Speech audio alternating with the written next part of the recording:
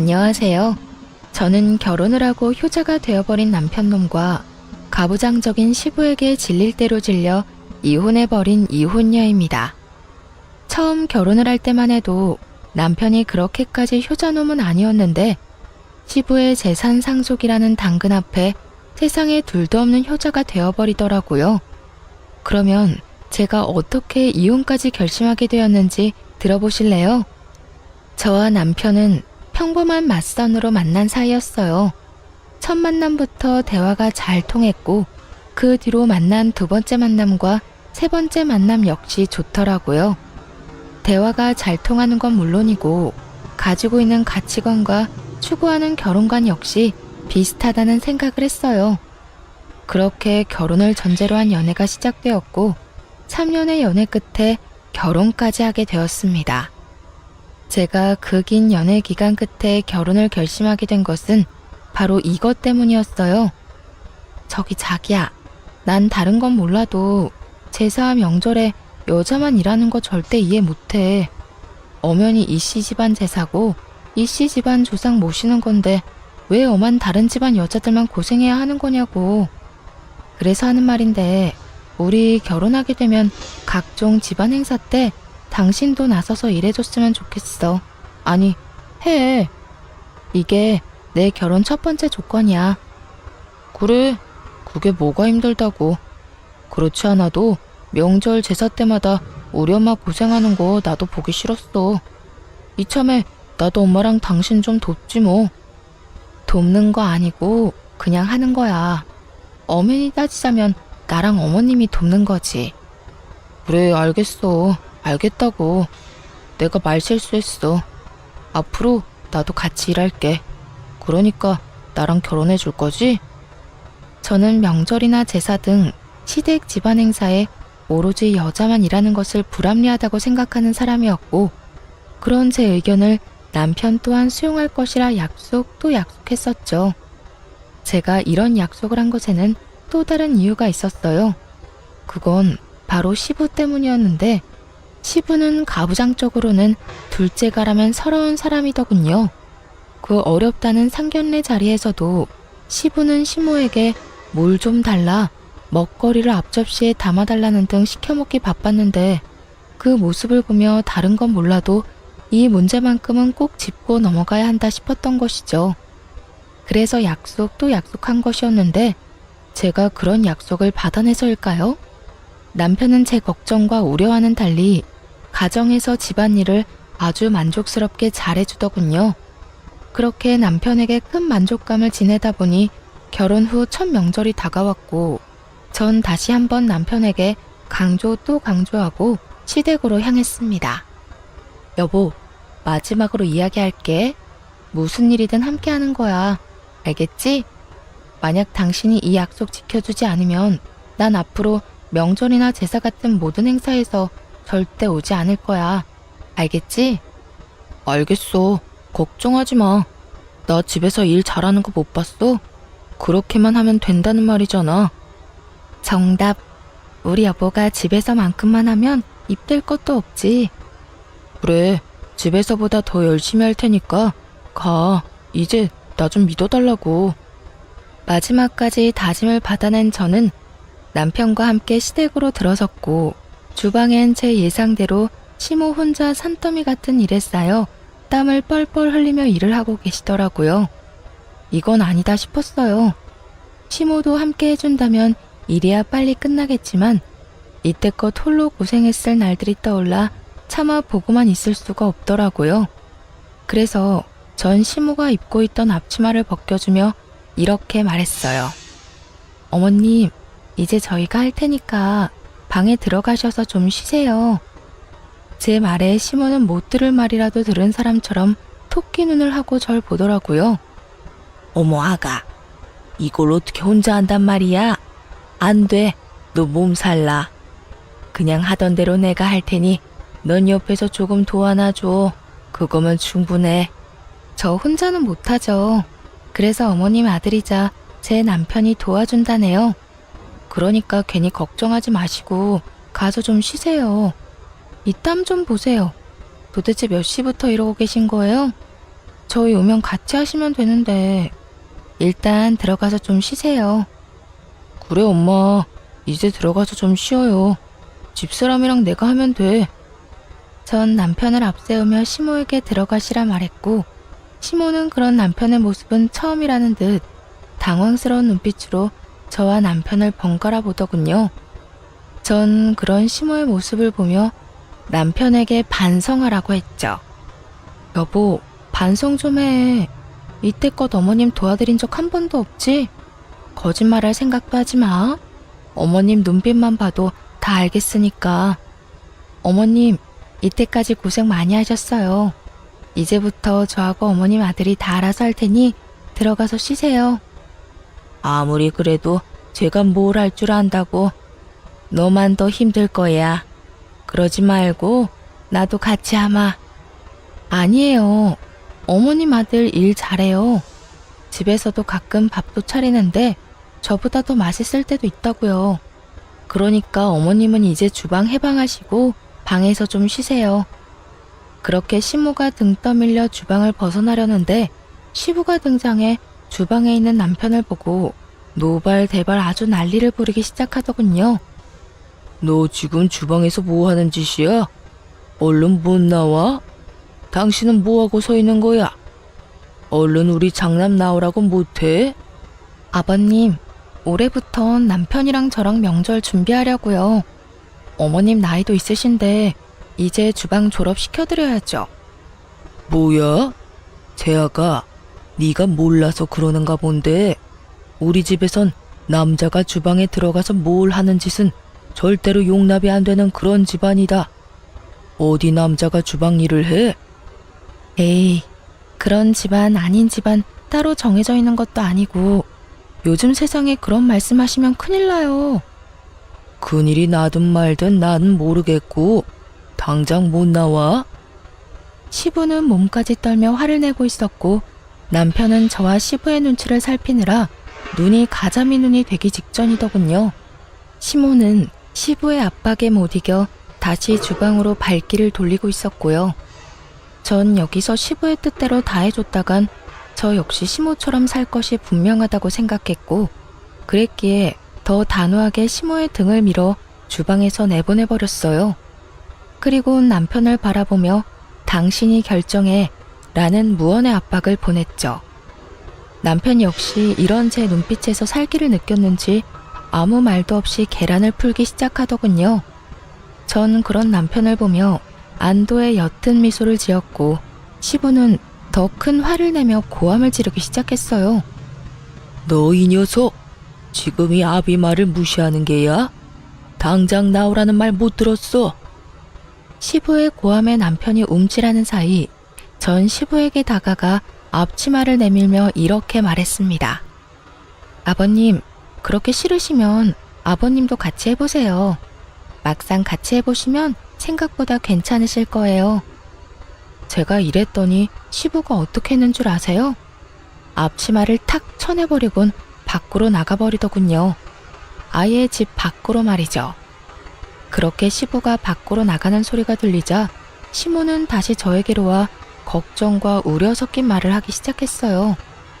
아가, 너 어쩌려고 이래? 네가 몰라서 그러는데 네 시아버지 한번 화내기 시작하면 얼마나 무서운데. 네가 내 걱정되어서 그런 건 다 알지만 이젠 내가 네 걱정이구나. 어머님, 전 괜찮아요. 오늘 보시고도 그런 걱정이 되세요? 저는 걱정하지 마시고 앞으론 이런 힘든 일은 혼자 하지 마세요. 아들도 있고 며느리도 있는데 왜 혼자 이걸 다 하세요? 앞으로는 그러지 마세요. 시모는 어쩔 수 없다는 듯 고개를 끄덕였고 전 무사히 명절을 잘 보낼 수 있었습니다. 하지만 명절이 지나고 시부의 본격적인 복수가 시작되었죠. 아가, 네 시어머니가 몸이 안 좋아서 그러는데 와서 청소 좀 해라. 아가, 네가 해준 된장찌개를 먹고 싶구나. 아가, 오늘 볕이 좋아 이불을 빨아 널었더니 먼지 터는 게 문제구나. 퇴근하고 와서 먼지 좀 털려무나. 이렇듯 온갖 방법으로 저를 괴롭히려고 했었고 이 모든 연락은 제가 회사에 있을 시간에 심지어 받을 때까지 연락을 해대곤 했습니다. 상황이 이렇다 보니 일에 지장이 될 수밖에 없었고 다 무시할 수도 없는 상황이었어요. 제가 무시를 한다면 시무가 저를 대신해 들들 볶일 것이 자명했기 때문이죠. 그래서 전 시댁을 가되 절대 혼자 가지 않았어요. 남편을 대동해서 갔죠. 제가 청소를 하게 되면 남편에겐 식사 준비를 시켰고 제가 식사를 준비하게 되면 남편은 이불 빨래를 시켜버렸어요. 이불 먼지를 털던 날에는 그 어두운 밤에 잔디를 뽑는 것을 시켜버리기도 했죠. 저를 골탕 먹이려 일을 시키면 시킬수록 남편이 더 고생하는 것이 보이자 시부는 칠순을 핑계로 말도 안 되는 요구를 하기 시작하더군요. 나 이번에 칠순 잔치하기 전에 하고 싶은 게 있다. 생신 선물 말씀하시는 거죠? 뭐 가지고 싶으신 거 있으세요? 그럼 새로운 집이 가지고 싶다. 네? 집이요? 이사하시려고요? 아니, 이 집에 정이 많이 들어서 이사는 싫고 집 리모델링 좀 해다오. 리모델링이요? 아버님, 그게 한두 푼 드는 것도 아니고 저희한테 그렇게 큰 돈이 어디 있어요. 부모가 원한다는데 빚이라도 내서 해줘야 할 거 아니야. 구조도 좀 바꾸고 싶고 집도 영 어수선해서 안 되겠어. 그러니까 이번에 꼭 너희가 해줬으면 싶구나.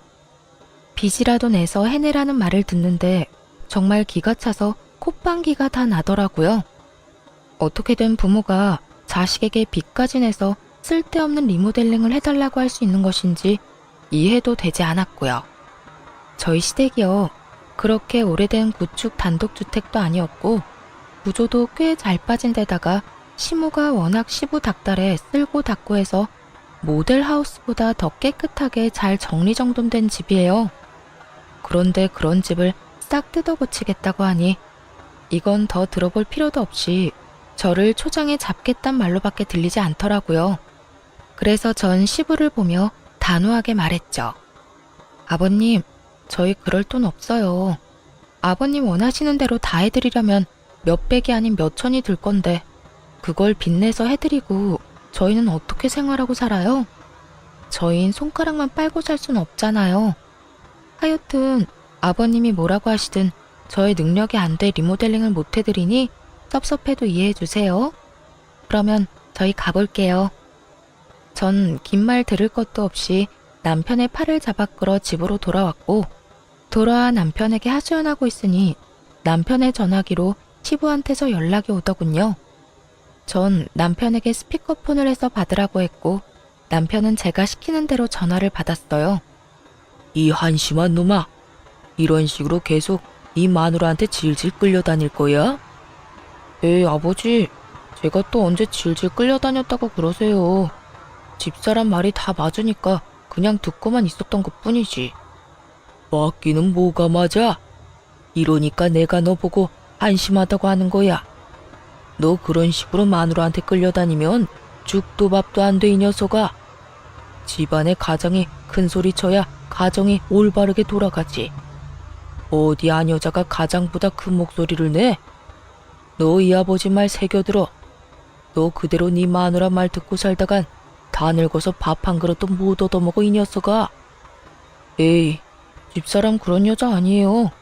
그리고 밥 좀 못 얻어먹으면 뭐가 어때서요.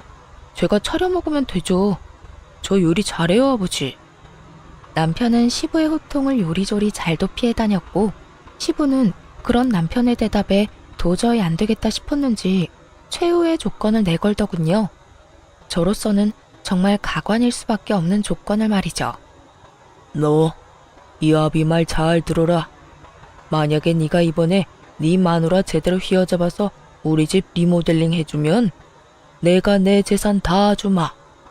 네 누나는 땡전 한 푼 주지 않고 너 다 준다 이 말이야. 정말이세요? 정말 누나하고 나누는 게 아니라 저 다 주신다고요? 그래, 네가 원하면 내가 각서도 써주마. 그러니까 네 마누라는 네가 알아서 휘어잡고 살아. 그 증거로 우리 집 리모델링도 해주고. 너도 알지? 이 아비가 한 푼 두 푼 모은 돈이 꽤 된다는 거. 네 마누라 말 듣고 리모델링 비용 아끼다간 더 큰 재산 잃게 되는 꼴이란 거 명심하고 앞으로 알아서 행동해. 시부의 말도 안 되는 조건에 저는 코웃음이 나는데 남편은 저와는 생각이 전혀 다른지 시부의 전화를 끊고선 눈을 반짝이며 저를 보더라고요. 왜? 뭐? 그 눈빛은 뭐야? 아니, 당신도 방금 다 들었잖아. 우리 아버지가 재산 다 우리 준다는 말. 들었지. 애초에 말도 안 되는 말. 뭐가 말이 안 된다는 거야? 우리 아버지 한다면 하는 분이셔. 그래서 뭐 어쩌자는 거야? 본론만 말해. 어쩌자는 거긴. 그냥 투자한다고 생각하고 리모델링 해주면 안 돼? 그리고 우리 집에선 내 말 좀 잘 듣는 연기도 좀 해주고. 그것만 하면 아버지 재산 우리 누나한테는 주지도 않고 나한테 다 주신다잖아. 당신만 눈 딱 감고 아버지 원하는 대로 내내 하고 살면 뽕돈이 생기는데 그것도 못 해줘? 남편은 이미 시부의 말에 현혹되어 눈이 반쯤 풀린 듯 했어요. 애초에 재산을 바라고 그런 연기까지 한다는 게 말이나 된다고 생각하는 것인지. 아니, 애초에 자식들에게 물려줄 본인 돈으로 저와 이렇게 싸우지 않고 편하게 리모델링하면 될 일인데 굳이 이렇게까지 일을 키워야 하느냐는 생각에 그 모든 상황이 짜증이 치솟더군요. 여보, 내 말 잘 들어. 제발 헛된 꿈, 헛된 기대 좀 버려. 그리고 그럴 시간에 자기 개발에 더 힘쓰고 스스로 잘 될 생각을 해. 재산 바라고 마누라한테 쥐죽은 듯이 내내 하라는 말이 나와? 우리 결혼하기 전에 한 약속 잊었어? 그 약속이 갑자기 왜 나와? 그냥 아버지 원하는 대로 고분고분하게 있고 리모델링만 해달라는 말이잖아. 그 말이 그 말인 거 정말 이해를 못했어? 고분고분 내내만 하라는 말이 명절이고 나발이고 시댁 와서 시키는 일이나 혼자 다 하고 아버님이 뭐라고 하든 당신이 큰 소리를 내든 그냥 쥐죽은 듯이 살란 말 아니야? 난 그렇게는 못 살아. 내가 말했지? 이씨 집안 종살이나 하려고 결혼하는 거 아니라고.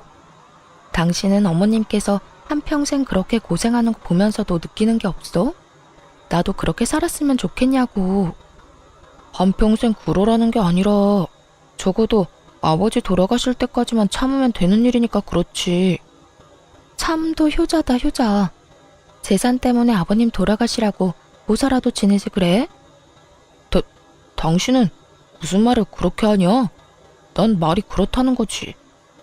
말이 그렇든 말든 난 절대 싫으니까 당신도 그렇게 알고 다신 이런 이야기 꺼내지도 마. 난 지금 아버님도 아버님이지만 당신도 이해가 안 돼. 재산 들먹이면서 며느리 기죽이려고 몇 천은 좋게 드는 리모델링 해내라는 아버님이나 그런 아버님 말에 눈 뒤집혀서 마누라한테 쥐죽은 듯이 살라는 당신이나 둘 다 이해 안 되기는 매 한 가지라고. 나라고 뭐 당신이 이해되는 줄 알아? 그 한 번 눈 딱 감으면 생기는 돈이 얼만데 몇 년만 고생하면 우리 고생도 덜 해도 되고 당신도 좋고 나도 좋은데 왜 싫다고 하는 거야? 당신만 좋겠지. 고생은 나만 할 거니까. 하여튼 난 싫다고 했다. 분명히 말했어. 그렇게 저와 남편은 서로를 이해하지 못한 채 대화를 마무리하게 되었고 서로의 감정만 상하게 되어버렸죠.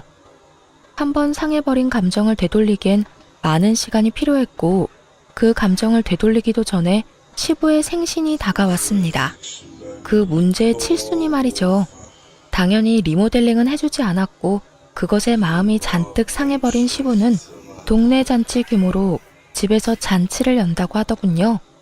도와주실 분들은 전혀 부르지 못하게 했고 오로지 저와 시모에게 모든 일을 다 하라고 하더군요. 많아도 20명은 안 넘을 거다. 여자 2명이서 충분히 다 할 수 있지. 음식은 대충 손 가는 대로 반찬거리 몇 가지 하고 집으로 돌아갈 때 떡하고 과일 좀 싸주면 되지 않겠소?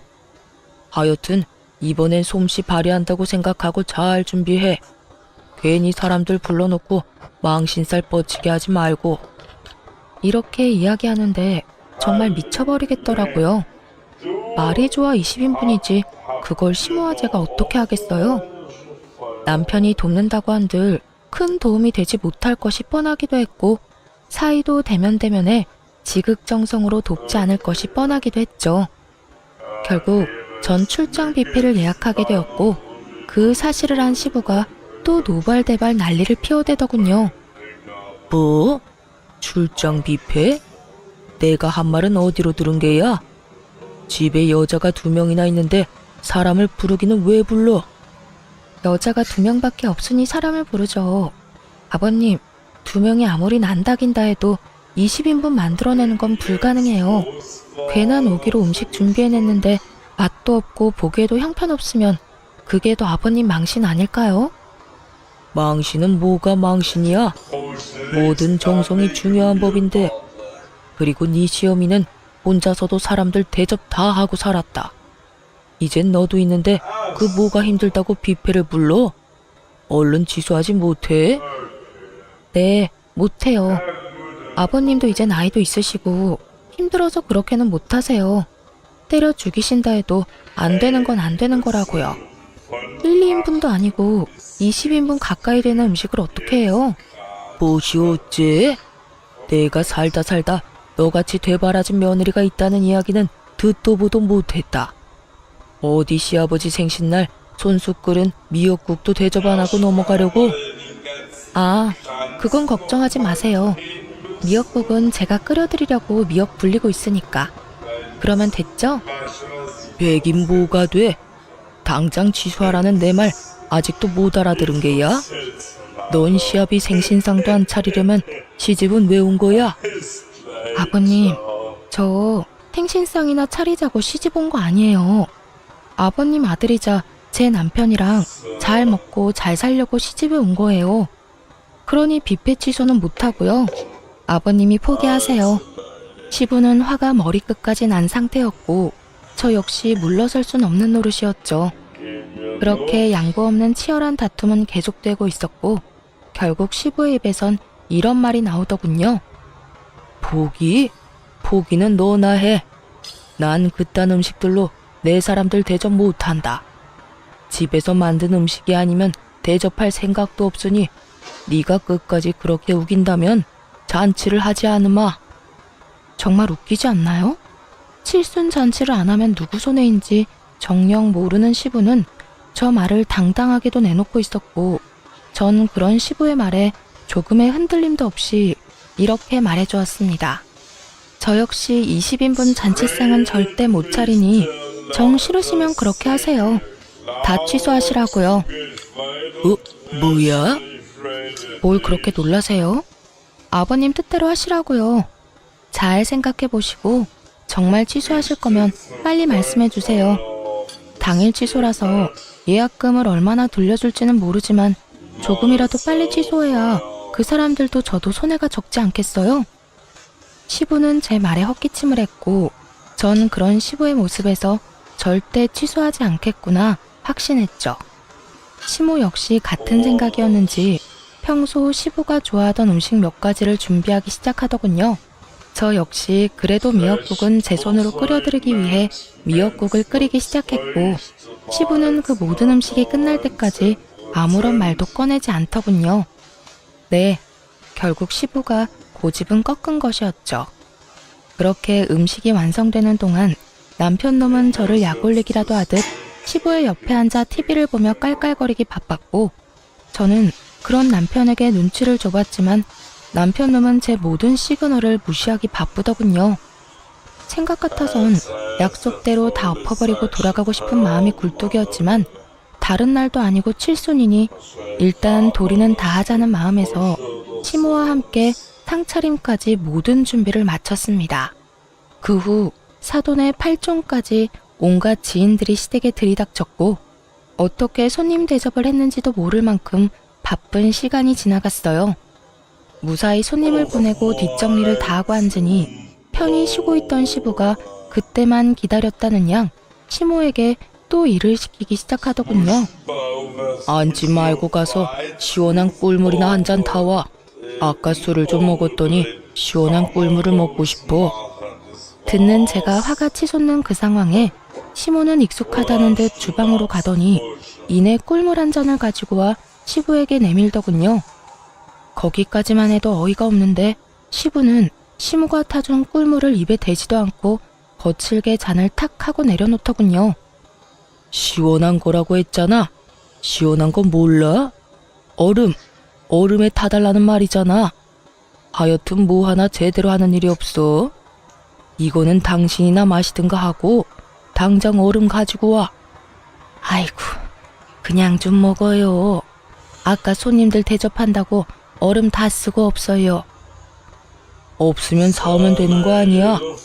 요즘 세상이 얼마나 좋아졌는데 당장 편의점 가서 얼음 사와 당장. 내가 이런 것까지 일일이 가르쳐줘야겠어? 제가 나서면 시모가 곤란해질까 싶어 웬만하면 그냥 두고만 보려고 했는데 도저히 가만히 있을 수가 없더라고요. 고생했다. 오늘 많이 힘들었지.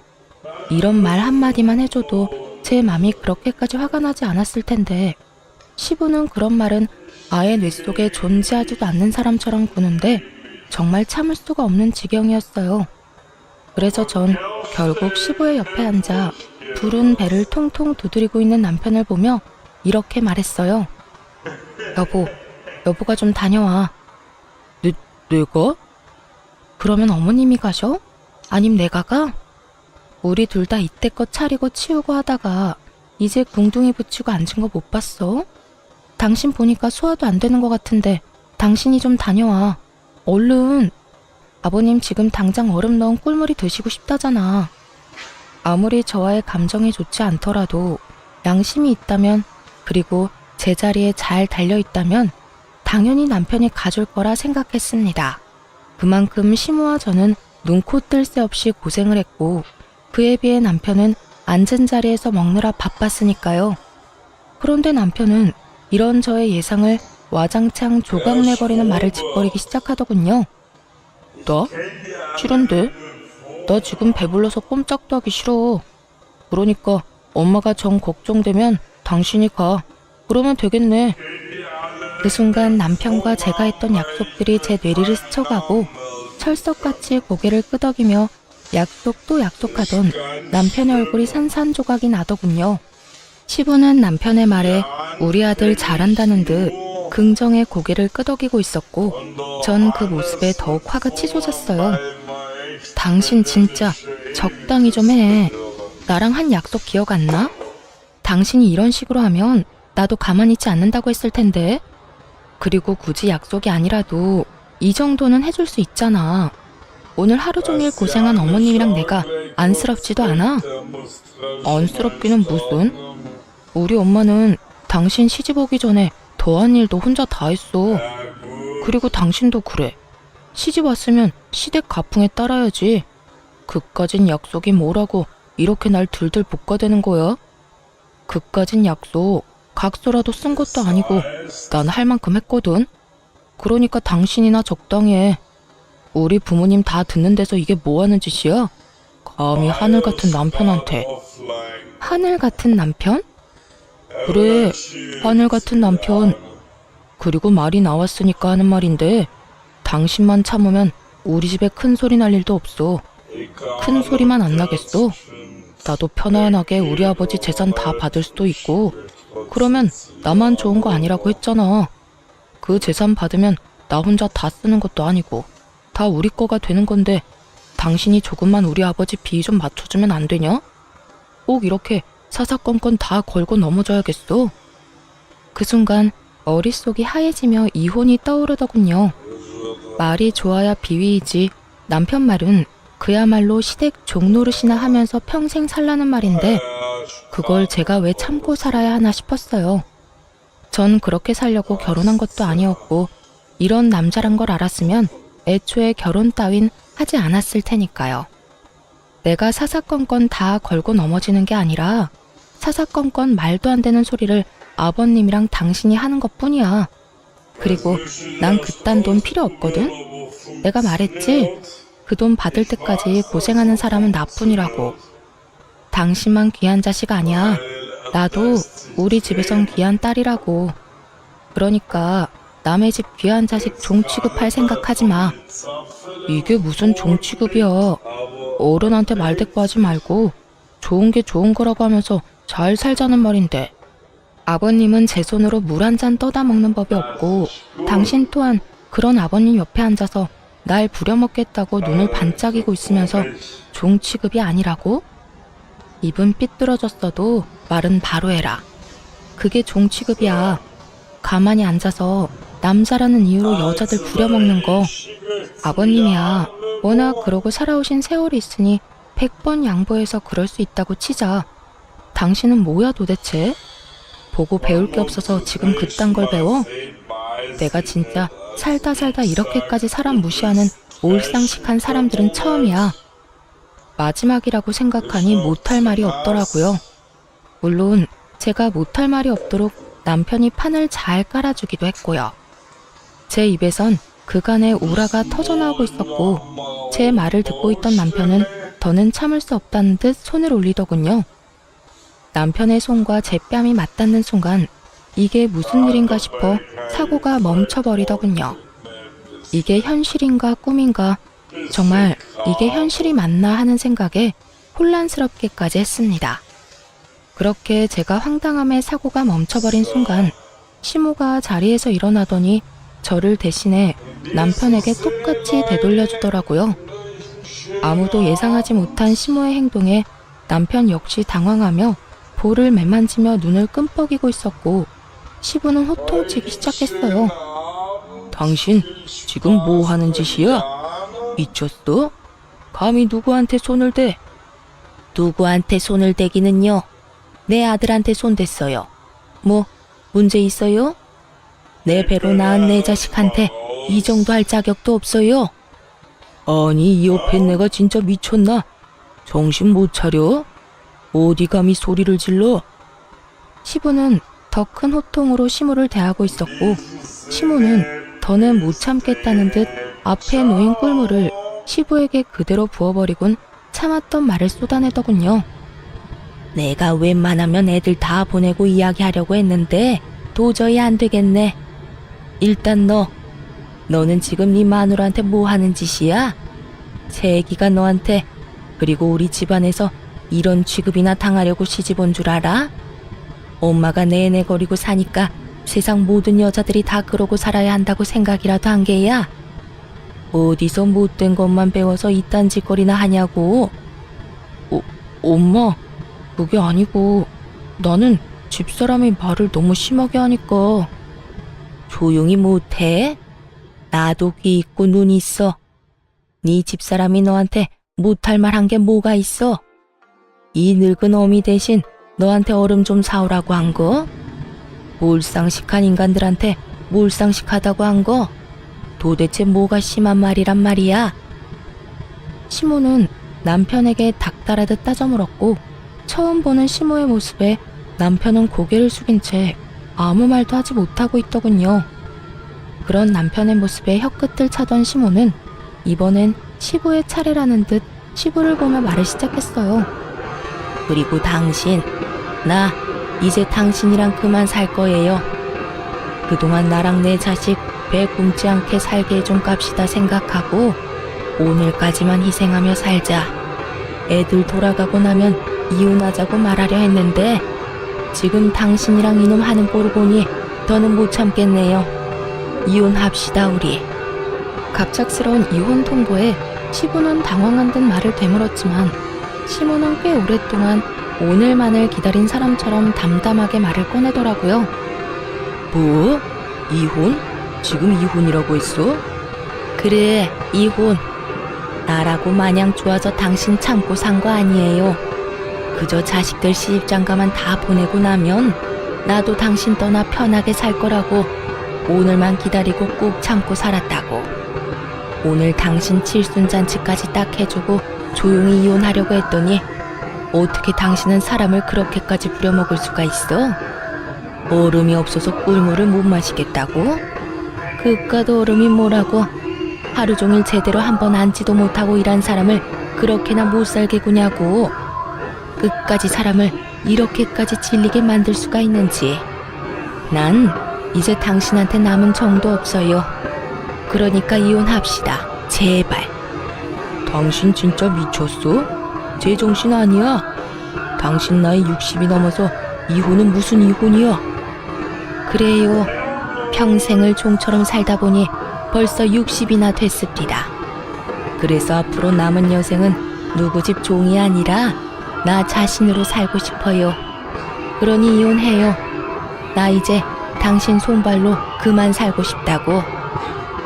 지금 나랑 이혼하면 돈이라도 챙길 수 있을 줄 알아? 내가 재산이라도 나눠줄 거라 생각하는가 본데 난 절대 땡전 한 푼 못 줘. 그건 걱정하지 말아요. 내가 변호사 만나서 알아보니 내 몫으로 적당히는 받을 수 있다고 합니다. 변호사? 자네 변호사까지 알아봤어? 말했잖아. 꽤 오래 준비했다고. 그러니까 시끄럽게 굴지 말고 조용히 이혼해요. 아가, 가자. 너도 여기 더 있어봤자 좋은 꼴 못 본다. 네, 어머님. 결국 시모는 이혼을 통보해버렸고 저 역시 남편과의 이혼을 생각하고 있었으나 일단 상황이 그러하니 아무 말 않고 시모를 모시고 집으로 돌아왔어요. 저희 집에 들어서자마자 시모는 긴장이 풀리는지 그대로 주저앉아 저를 보며 미소를 지어 보이더군요. 전 그런 시모에게 엄지척을 해드렸고요. 어머님, 대단하세요. 도대체 언제부터 준비하신 거예요? 그저 참고 사실 줄 알았는데. 한평생 계획하고 있었지. 처음엔 이혼이 무서워서 못했고, 그 뒤론 자식들 배불리 키우느라 못했고, 그 뒤론 자식들 결혼시키느라 또 못하고, 그렇게 키운 자식이 너한테 하는 꼴을 보는데 내가 아차 싶더구나. 저 녀석이 날 보고 커서 당연히 여자는 참고 사는구나 싶은지 오늘 저딴 식으로 구는 걸 보는데 아가야, 내가 미안해. 그런 험한 꼴 당하게 해서 말이다. 아니에요, 어머님. 자식 잘못이 다 부모 잘못이 아니에요. 그러니 그런 생각하지 마세요. 그렇게 시모와 전 한참 동안 대화를 나누었고, 대화를 나누고 있으니 남편이 씩씩거리며 집으로 들어오더니 득달같이 시모에게 화를 내기 시작하더군요. 엄마, 나이 먹고 이혼은 무슨 이혼이야. 이때까지 잘 살았잖아. 네 눈엔 엄마가 잘 산 것 같아? 엄마 하루하루 네 아빠 때문에 피 말리면서 살았어. 난 이제 하루를 살더라도 내 생각만 하고 내가 살고 싶은 대로 살 거니까 너도 아무 말 하지 마. 엄마 지금도 마음대로 살고 있잖아. 집에서 아빠가 벌어둔 돈 쓰면서 집안일이나 하면서 편하게 살고 있으면서 뭐가 그렇게 불만이 많아? 그냥 살던 대로 살아. 나이 먹고 이게 무슨 주책이야? 그 말을 듣고 있는데 시모보다 제가 더 화가 나 참을 수가 없더군요. 같은 여자로서 딸 같은 마음에서 말이죠.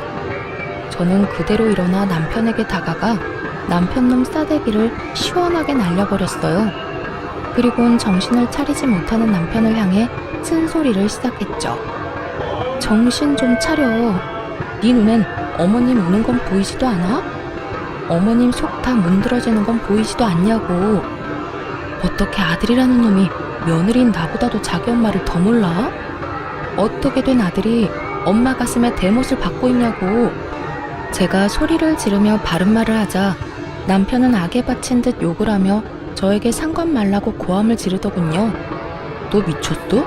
감히 누구 얼굴에 손을 대? 그리고 이건 우리 집 문제야. 네가 뭔데 혼수질이야? 저리 비키지 못해? 그런 남편의 모습을 보는데 그제야 이혼에 대한 2000% 확신이 들더라고요. 시댁에서 이혼을 마음먹는 그 순간에도 혹시나, 아주 혹시나 홧김이 아닐까 하는 우려가 아주 깨끗이 씻겨 내려가는 기분이었죠. 그래, 내가 무슨 자격이 있다고 상관을 하겠어. 나 이제 당신이랑 이혼할 건데 이건 좀 아니긴 하다. 그렇지? 뭐야? 이혼? 이혼이 무슨 전염병이야? 너도 나도 다 이혼하게? 정신 차려. 아무리 화난다고 해도 그런 말 함부로 하는 거 아니야. 홧김 아니고 진심. 아까 당신 집에서 이야기하고 싶었는데 그땐 홧김이 아닐까, 후회하진 않을까. 멍청하게도 고민돼서 말 못했거든. 그런데 당신 이따위로 최악의 모습 보니까 비로소 확신이 선다. 이혼해 우리. 난 당신 같은 놈이랑 더는 못 살아. 아니, 안 살아. 저는 단호했고 그런 저의 태도에 남편은 모든 걸 심호의 탓으로 돌리기 시작하더군요. 아니, 이까진 일로 무슨 이혼이야. 이게 다 엄마 때문이잖아. 괜히 별거 아닌 일로 이혼하자고 말 꺼내서 이 사람까지 이혼 타령하는 거 아니야. 어떻게 책임질 거야? 남편은 끝까지 최악의 배우자이자 최악의 아들이었고 전 그런 남편에게 확실하게 사실만을 말해줘야 했습니다. 야, 누굴 탓해 지금? 우리가 이혼하는 건 그 누구의 탓이 아니라 오로지 당신 때문이야.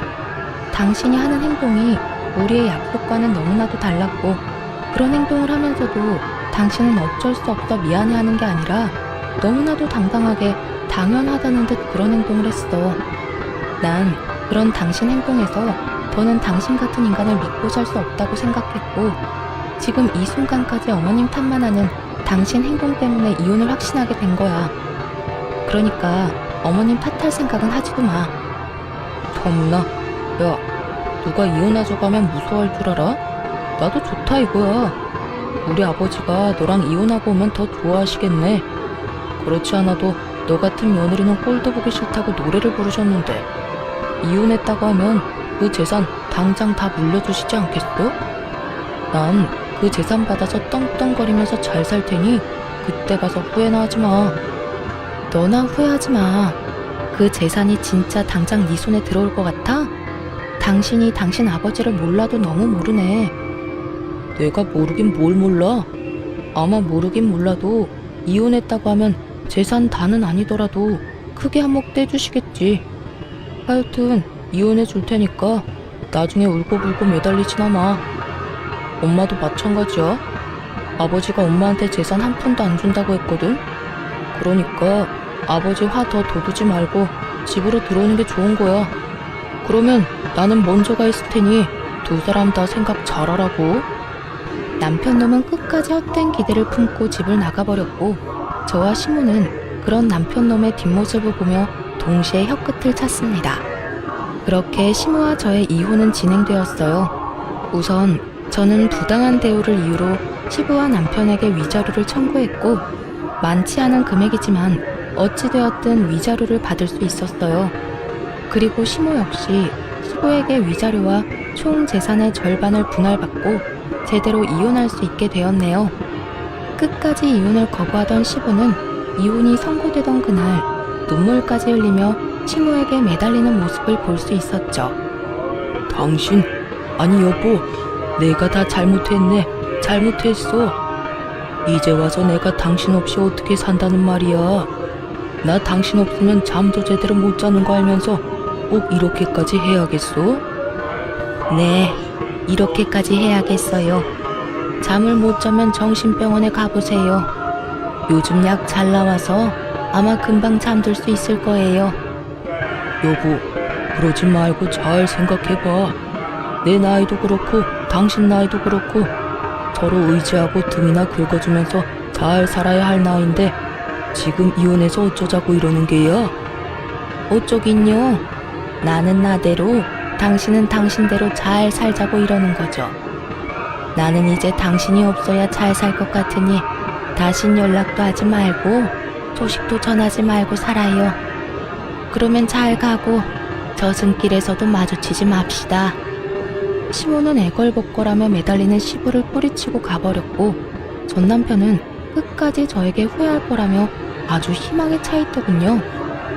당신 후회하지 마. 이제 아버지 재산 다 받으면 우리 고생도 다 끝일 텐데 그때 가서 후회하지 말라고. 난 후회 절대 안 하니까 네 꼬장꼬장한 아버지나 잘 데리고 잘 살아봐. 제 말에 남편은 콧방귀를 끼고 가버렸고 그렇게 반년도 채 되지 않아 울먹이며 전화가 왔더군요. 여보, 나 재산이고 뭐고 미쳐버릴 것 같아. 아버지랑 도저히 못 살 것 같다고. 이제 와서 왜? 고생은 다 끝났다고 입이 귀에 걸렸더니. 고생이 다 끝나기는. 나 요즘 아버지 때문에 너무 힘들어. 정말 우리 아버지 너무하는 거 아니야? 손가락 하나 까딱 안 하고 다 시켜먹는데 조금이라도 본인 마음에 안 들면 이따위로 하면 재산이고 뭐고 없다면서 어깃장까지 놓는다니까.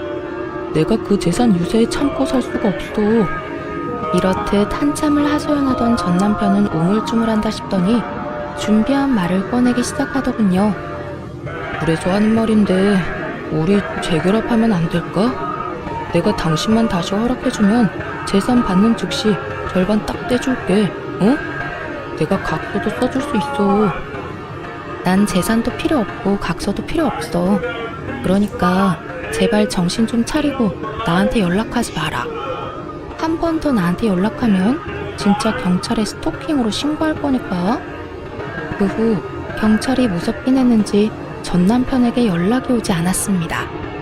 들리는 소문엔 결국 전 남편은 전 시부의 만행을 이겨내지 못하고 집을 나와버렸다고 하더군요.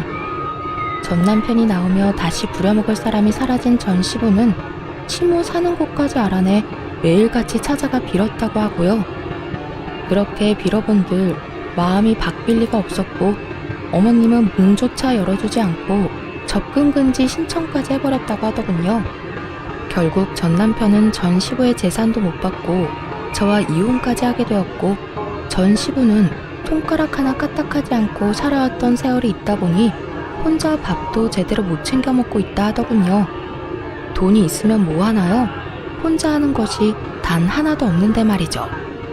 그 후 전 회사 생활을 하며 잘 지내고 있습니다.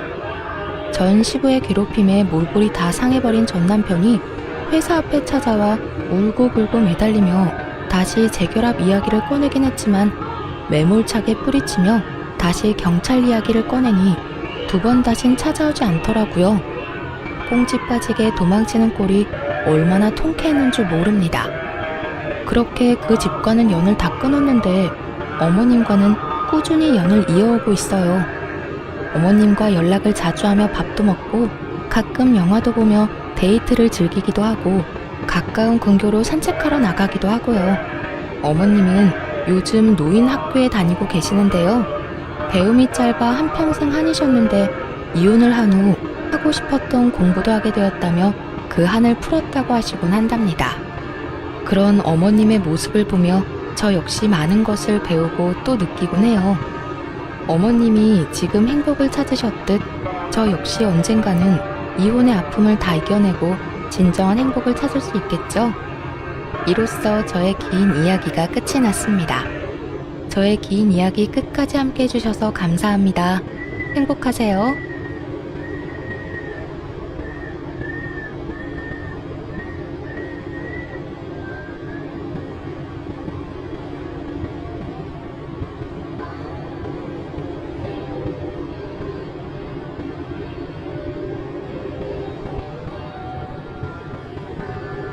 안녕하세요.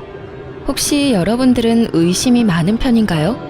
의심이 많다면 어디까지 사람을 의심해 본 적이 있나요? 제가 이런 이야기를 꺼내는 이유는 제 인생 최악의 의심병 말기 환자 때문에 이혼까지 하게 됐기 때문인데요. 어느 정도로 심각한 건지 한번 들어봐 주세요. 남편과 사귈 때 저는 정말로 평범한 인생을 걸어온 세상에서 가장 평범한 여성이었어요. 그래서 결혼도 평범하게 할 거라고 믿어 의심치 않았죠. 남편은 몸이 좀 약하지만 그 사람도 평범한 사람이었어요. 그런데 시댁에는 아주 평범하지 않은 사람이 하나 있어요. 바로 시모였어요. 시모는 아주 심각한 의심병을 가지고 있었거든요. 결혼 전 시모의 의심병을 알게 된 건 아주 우연한 일 때문이었어요. 저는 당시에도 지금도 작은 중소기업에서 일을 했는데 하루는 옆자리에 앉은 동갑내기 직원이 저한테 오더니 이상한 말을 하더군요. 너 혹시 뭐 문제 있는 거 아니지? 뜬금없는 소리에 제가 물었죠. 그게 갑자기 무슨 소리야? 무슨 문제? 나한테 무슨 문제가 있어? 이상하네. 오늘 나한테 전화가 왔었거든. 근데 무턱대고 네가 거기서 일하냐고 묻잖아. 어이가 없어서 어디서 전화하신 거냐, 그건 왜 묻는 거냐 내가 물어봤는데 답을 안 하고 전화를 또 끊더라고. 어? 갑자기 끊었다고? 응, 나이가 좀 있는 아주머니 목소리였는데 분명 젊은 사람 목소리는 아니었어. 그래? 이상한 전화였어요. 저한테 용건이 있었다면 전화를 바꿔달라고 했을 텐데 제가 여기 일을 하는지만 궁금했던 모양이었어요. 이상하다 싶었는데 그 뒤에야 무슨 일이 벌어진지 알게 됐어요. 그때쯤에는 남편과 결혼 이야기가 오가고 있어서 인사를 드리러 시댁에 갔는데 시모가 제게 말을 하더군요. 너 정말로 그 회사에서 일하는 거 맞니? 요새 그런 것까지 속이고 남자 등쳐먹으려는 여자도 많다. 네가 정말로 그 회사에서 일하는 게 맞으면 재직증명서라도 떼어오거라. 그 이야기 딱 듣는데 감이 왔죠. 아, 시모가 우리 회사에 내가 일하고 있는지 확인을 한 거구나 하고요. 이때까지만 해도 시모가 의심병이라는 생각은 하지도 않고 그냥 조심성이 많은 사람이라고 생각했어요. 그래서 재직증명서를 떼어갔더니 이번에는 그걸 못 믿겠다고 하시더군요. 저는 당황했어요. 증명서도 못 믿는데 대체 뭘로 증명해야 하나 싶었죠. 그래서 결국은 시모를 데리고 회사까지 갔어요. 직장 상사까지 보여드리고서야 믿더군요. 그마저도 찜찜한 표정은 여전했고요. 그런데 그보다 더 화나는 건 친정 부모님이 진짜인지 확인을 하려던 거였어요.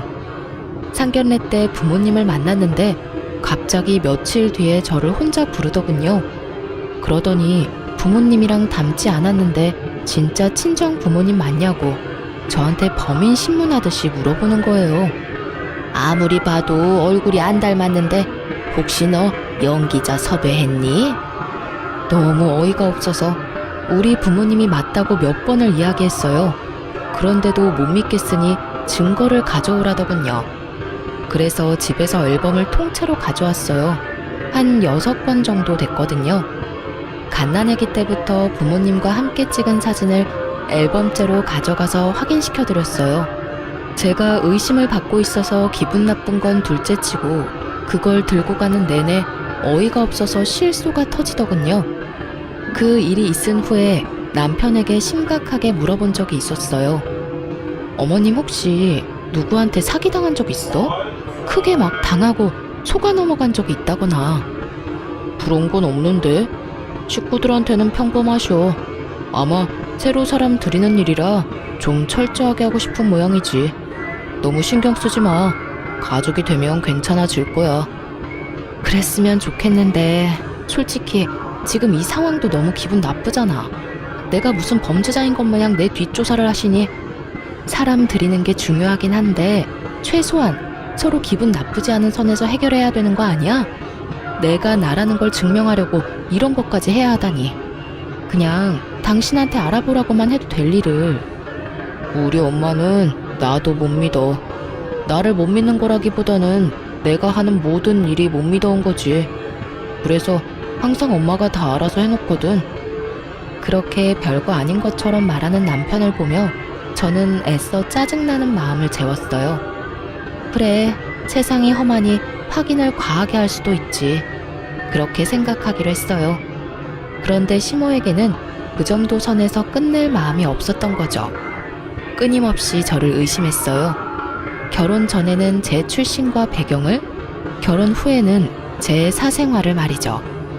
결혼하고 4년 동안 남편과 저 사이에는 아이가 생기지 않았어요. 아니, 엄밀히 따지면 신혼 초 결혼식하고 딱 2달 뒤에 허니문 베이비가 생긴 걸 알았지만 알게 된 그날 심장이 멈추어 유산하게 됐다는 슬픈 소식도 함께 듣게 됐었어요. 8주 자연유산이면 엄마한테 문제가 있어서라기보다는 초기 유산이라 염색체 이상이거나 유전적인 결함이 대부분이라고 하더라고요. 의사가 저를 위로해줬지만 힘든 건 어쩔 수 없었어요. 처음 겪은 일이니 습관적 유산이 되지 않도록 이후에도 몸 관리를 각별히 신경 썼어요.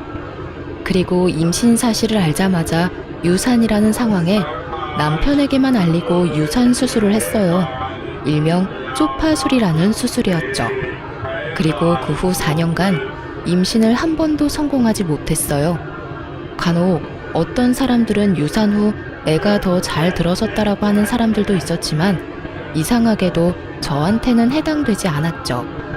저 나름대로도 스트레스를 받는데 저를 더 열받게 하는 일이 있었어요. 얘, 너희 설마 여전히 피임하니? 어머님, 저희가 따로 피임을 하는 건 아닌데 잘 안 생기네요. 안 되면 저희도 병원 한번 가볼 생각이에요. 아니, 피임도 안 하는데 애가 왜 안 생겨?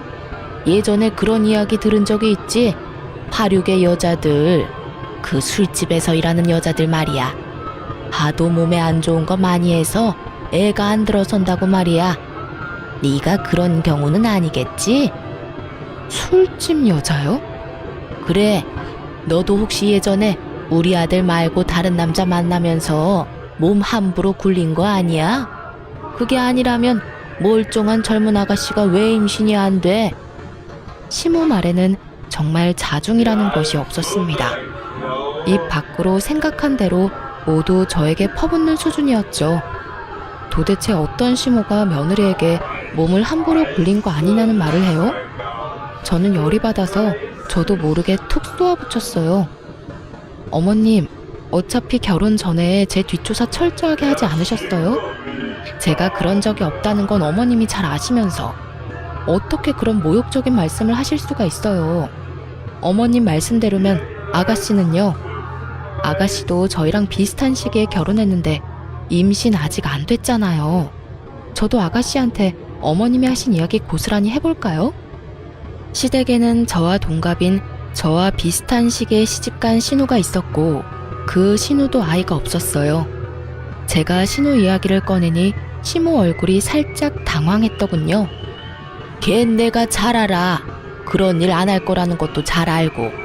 저도 그런 사람 아니에요. 어머님이 아무리 의심이 많으셔도 해야 할 말이 있고 하지 말아야 할 말이 있는 거죠.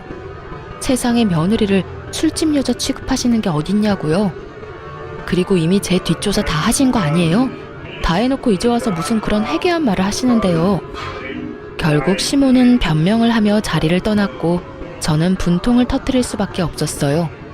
이 상황을 어떻게든 해결해야겠다는 생각 하나뿐이었는데 결국 산부인과에 가서 난임 검사를 해보기로 했어요. 남편과 함께 검사를 하러 갔고 검사 결과를 함께 보러 가기로 했어요. 그런데 검사 결과를 들으러 가는 그날 남편에게 바쁜 일이 생겨버렸어요. 전날 갑작스럽게 지방 출장이 잡혔죠. 혼자 가려는데 남편이 시모와 함께 가라고 하더군요. 시모가 저를 난잡한 사람 취급한다고 남편에게 말했더니 남편이 그런 오해 불식시키려면 차라리 함께 다녀오라고 했거든요. 솔직히 눈꽃만큼도 같이 가고픈 생각은 없었어요. 하지만 남편 말에도 일리는 있었어요. 가서 직접 보면 되지 않겠나 하는 생각이 들었던 거죠. 그래서 시모와 같이 병원에 갔는데 거기서부터 일이 꼬이기 시작했어요. 시모가 의사 선생님에게 한 가지 묻더라고요. 선생님, 여자가 몸을 너무 함부로 놀려도 애가 안 들어선다는데 그런 것 때문은 아닌가요? 시모의 뜬금없으면서도 무례한 물음에 의사도 당황해서 차트를 살펴보더니 말하더군요. 예? 그렇지는 않습니다. 환자분 같은 경우에 4년 전 소파술을 하시긴 했지만 그것 때문에 애가 들어서지 않는 건 아니에요. 자궁도 난소도 다 깨끗하고 좋아서 걱정할 건 없어요. 다만 이렇게 되면 원인을 찾는 것이 어려우니 인공수정이 더 나을 수도 있고요. 시모가 그걸 알고 있다고 생각한 모양인지 의사 선생님이 예전에 있었던 유산 수술을 입에 올린 거죠. 그리고 이후 시모는 단 한마디도 하지 않았고 병원을 나와서야 대로변에서 제게 날카롭게 한마디 하시더군요. 너 우리 몰래 애 지웠니? 도대체 왜 그랬어? 우리가 애를 얼마나 기다렸는지 알면서 너 혹시 그거 우리 애가 아니라서 지운 거야? 딴 남자랑 바람 피웠니? 아니면 우리 아들이랑 결혼하기 전까지 사귀고 있던 사람이 있었던 거니? 어떻게 네가 이런 식으로 우리 가족 뒤통수를 쳐? 내가 검증을 해도 모자라다는 게 이런 것 때문이야. 얌전한 얼굴로 부뚜마개로 올라가는 앙큼한 계집년이 있으니까 어머니, 오해세요. 그건 그때 임신을 하긴 했는데 8주 만에 아기가 잘못돼서. 애가 잘못되긴 뭐가 잘못돼. 딱 봐도 네가 우리 몰래 애 지운 거겠지. 기말할 것도 없다. 너하고 말 섞는 곳조차 더러운 일이야. 우리는 너 용서 안 해. 그러고는 쌩하고 시댁으로 돌아가 버렸어요. 남겨진 저는 당황할 뿐이었죠. 남편은 알고 있었고 가족들만 몰랐을 뿐이었어요. 그런데 시모는 이런 큰 도로가에서 저를 천하의 몹쓸년으로 만들어버렸어요. 정말 어이없고 화가 났지만 아예 제 말은 듣지도 않고 저리 가버리니 여기서 혼자 화낼 수도 없는 노릇이잖아요. 짜증과 분노, 울분을 꾹꾹 눌러담고 저도 집으로 돌아왔어요. 남편도 집에 없고 열받는 마음으로 짜증을 다스리고 있는데 시부에게서 연락이 왔어요. 굉장히 화가 나신 목소리였죠. 그리고는 저에게 당장 시댁으로 오라고 하더군요. 노발대발하는 시부의 모습에 혹시 시모가 또 헛소리를 했나 싶어 이번에야말로 진실을 알려주겠다는 마음으로 시댁으로 향했어요. 갔더니 시부모만 있는 건 아니었어요. 신혼에, 고모네, 숙부네 10명이 넘는 가족들이 모두 앉아있더군요. 순간 저도 모르게 몸이 굳었어요. 다들 저를 엄청난 눈빛으로 쳐다보고 있더군요. 너 이리 와 앉거라. 그 중간에 시부가 아주 화가 잔뜩 난 상태로 저를 불렀어요. 제가 자리에 앉자 시부가 말도 안 되는 말을 꺼내더군요. 너 어째서 네 남편 몰래 낙태 수술을 한 거냐? 너 정말로 안 사람 말대로 딴 남자랑 붙어 먹었던 거냐? 딴 남자랑 붙어 먹다뇨. 제가 그런 짓을 왜 해요? 그리고 그건 낙태 수술이 아니라 유산 수술이었어요. 아이가 생긴지도 몰랐고 몸이 불편해 산부인과 갔더니 애가 심장이 뛰지 않아 유산 수술을 급히 할 수밖에 없었고요. 그리고 남편도 다 알고 있어요. 네 남편이 알고 있는데 왜 우리한테 이야기를 안 해? 너 지금 우리 속이려고 이러는 거지? 바람 피웠다가 남의 임신하는 바람에 지운 게 확실해요, 여보. 제가 무슨 불륜을 저질러요. 그리고 남편은 알고 있다니까요.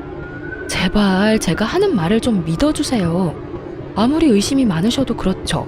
어떻게 며느리한테 이런 말을 하면서 다들 조심성이 없으세요? 그럼 왜 그때는 말 안 했냐? 그걸 왜 말을 해요?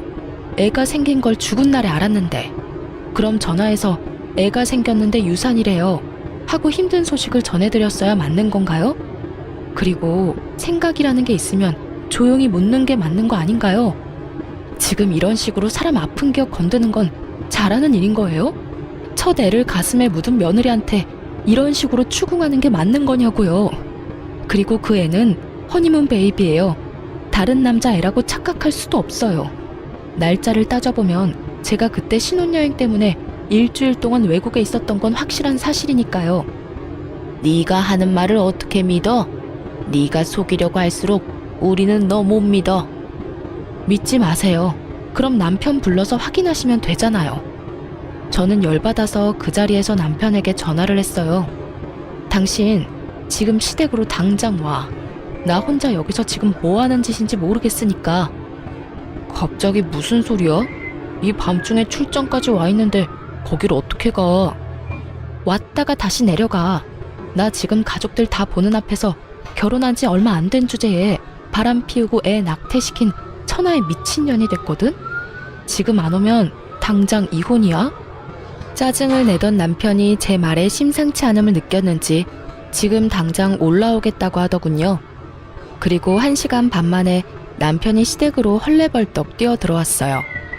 어머니, 아버지, 이게 다 무슨 일이에요? 네가 왔으니 말해봐라. 너 며느리가 애 때는 수술한 거 알고 있었니? 네, 알고 있었어요. 같이 가서 수술하고 왔어요. 남편이 그렇게 말하자 시부가 당황한 표정을 하더군요. 그럼 왜 우리한테 말을 안 했어? 뭐하러 말해요. 애가 생겼을 때 우리가 알았으면 임신 사실 알렸겠죠. 그런데 그것도 몰랐는데 병원 갔더니 유산이라잖아요. 아무것도 모르는 사람들한테 유산 소식 알려서 울적하게 만들지 말고 우리끼리 수습하자는 생각이었죠. 게다가 그때 동생 시집 간다고 난리도 아니었잖아요. 경사가 있는데 애 떨어졌다고 말해서 남의 결혼식 초칠 수도 없는 노릇이고. 신우 결혼식 이야기가 나오자 그제야 가족들이 아 하며 수긍을 하더군요. 그런데도 시모는 여전히 완강했어요. 그 애가 남편 애가 아니었을 거라고요. 엄마, 제발 좀 그만하세요.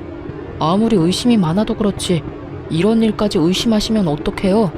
그리고 와이프 임신했을 때 해외에서 저랑 완전히 딱 붙어 다녀서 다른 남자 만날 겨를도 없었어요. 신혼여행 끝나고 와서 집 정리할 때도 같이 있었고요. 의사한테 이야기 다 들은 거 아니에요? 네가 아무리 옹호해 주려고 해도 내 눈은 못 속여. 내가 아무리 생각해도 의심스러워서 그래. 그 뱃속의 태아가 네 아이가 맞는지 확인은 했었어야지. 그리고 수술이 한 번이었을지 두 번이었을지 누가 아니? 의사도 모른다는데 너도 모르겠지. 분명히 너 아닌 다른 놈이랑 붙어 먹었을 거. 어머님, 그만하세요. 이쯤하면 이제 되지 않으셨어요? 제가 불륜을 했으면 증거를 가져오시라고요. 매번 의심만으로 사람 이런 식으로 이상한 소문 내지 마시고요. 아니면 제 몸에 도청기의 위치 추적 장치라도 달아야 속이 시원하시겠어요? 결혼 전에 뒷조사하고 저희 회사에 재직 중인 거 확인할 때부터 이 결혼 안 하겠다고 난리 피웠어야 했는데 너무 한탄스러울 뿐이네요. 됐어요. 이제 이런 대화조차도 진절머리 나네요. 여보, 우리 이혼해. 난 이런 식으로는 못 살아. 고부 갈등이 문제가 아니라 나를 있는 그대로 안 보고 무작정 의심부터 하는 시어머니하고 못 살겠어. 그러니까 이혼하자. 무슨 소리야. 난 절대 이혼 못 해줘. 나랑 사이가 나빠진 것도 아니고 엄마랑 사이 틀어졌다고 이혼이라니. 조금만 더 생각해봐. 나는 알잖아. 당신이 바람 피울 사람 아니라는 거. 남편은 저를 살살 달래더군요. 그래도 용서할 생각 없었어요.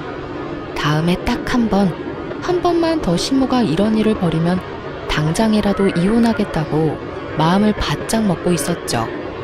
그런데 그 다음에 사고를 친 사람은 시모가 아니었어요. 바로 남편이었죠. 제가 시모와 한창 싸우고 이혼 이야기를 꺼내고 한 4-5달이 지났을 때였어요. 저와 남편은 각각 차를 한 대씩 가지고 있었는데 남편이 가끔 제 차를 타는 일이 있었거든요. 저는 차를 아주 가끔씩만 탔기 때문에 가끔 남편이 필요할 때 빌려주곤 했어요. 그런데 하루는 그 차를 몰고 친구를 만나러 나갔다가 주차된 차로 다시 왔더니 앞 범퍼가 다 깨져 있더군요. 사고를 낸 사람은 없고 사고가 난 차만 있으니 가장 먼저 블랙박스부터 뒤졌어요. 그리고 차 사고보다 더 경악할 만한 소리를 먼저 찾아내게 된 거죠. 자기야, 오늘은 다른 차네? 와이프 차야? 와이프는 차 안 몰아. 그냥 장식품이나 마찬가지지. 우리 정우랑 놀러 가는데 이 차가 더 승차감이 좋거든. 정우가 아빠 많이 보고 싶어 했어. 요새 말이 많이 늘고 있거든. 그래서 오늘 갈 곳은 어딘데? 오늘은 우리 아들이 좋아하는 놀이공원에 동물원까지 갔다 오자. 아빠가 매일 못 보는 대신에 이렇게라도 서비스 해줘야지. 고마워, 자기야. 오늘은 1박 안 되는 거야? 요새 와이프 심기가 안 좋아서 일단 되는지 확인은 해볼게. 그러면서 전화를 건 곳은 제 폰이었네요.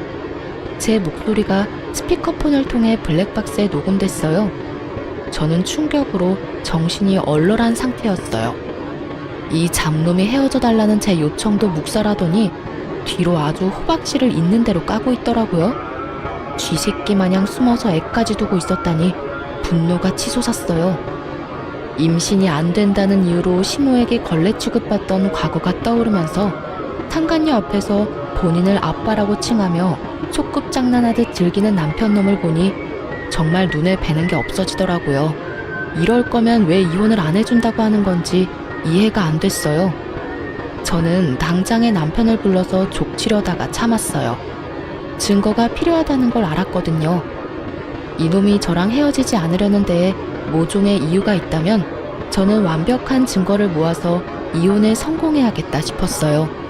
그래서 참고 참아서 다 모아 터뜨릴 생각으로 인내했어요. 남편 놈을 아무렇지 않게 봐야 하는 게 가끔 토가 나올 정도로 기분이 더러웠지만 그럴 때는 아예 말을 안 했어요. 아니면 시모 이야기를 꺼냈죠. 그 이야기는 저희 사이에 금기시 되던 말이라 그 말만 꺼내면 남편 놈은 아무 말이 없어졌거든요. 그렇게 앞에서는 찬바람 쌩쌩 불도록 무시하고 뒤에서는 열심히 이혼 변호사를 찾아다녔어요. 그래도 헛헛하고 짜증나는 정말 설명하기 힘든 이 더러운 기분은 사라지지 않더군요. 그래서 저는 이 기분을 어떻게든 해보려고 사촌 오빠를 조심스레 찾아갔어요. 사촌 오빠도 와이프의 불륜으로 이혼하고 아이를 혼자 키우고 있었거든요. 그날은 남편 놈이 상간녀를 만나러 갔는지 1박 2일로 출장을 간다고 나간 날이었어요. 저도 이때다 싶어 사촌 오빠를 찾아갔죠. 오빠에게 이야기를 하고 나니 마음이 조금은 후련해졌어요. 그리고 그 마음을 다스리려고 하는 것부터가 잘못이라고 문제가 어느 정도 해결되면 마음이 저절로 가라앉을 거라고 하더군요. 그리고 증거를 모으기로 한 건 정말 잘 선택한 거라고. 사촌 오빠도 증거가 모자라서 하마터면 판결이 바뀔 뻔했다고 하더라고요. 그렇게 사촌 오빠와 길게 이야기를 나누고 그날 저녁 늦게 오빠네 집에서 나왔어요. 집 밖까지 저를 배웅해준 오빠가 우는 저를 토닥여주며 말했어요. 울지마. 그런 놈한테는 눈물도 아까워. 내가 많이 도와줄 테니까 힘든 일 있으면 연락해. 알았지? 오빠 덕분에 마음 편하게 집에 돌아왔어요. 그런데 그 다음날 시모에게서 연락이 왔어요. 시댁으로 오라더라고요. 저는 무시했어요. 시모가 오란다고 가면 항상 열받는 일만 있었고 지금은 남편 때문에 더 열받아서 아무것도 하고 싶지 않았거든요. 그런데 시모에게서 끊임없이 연락이 오더라고요.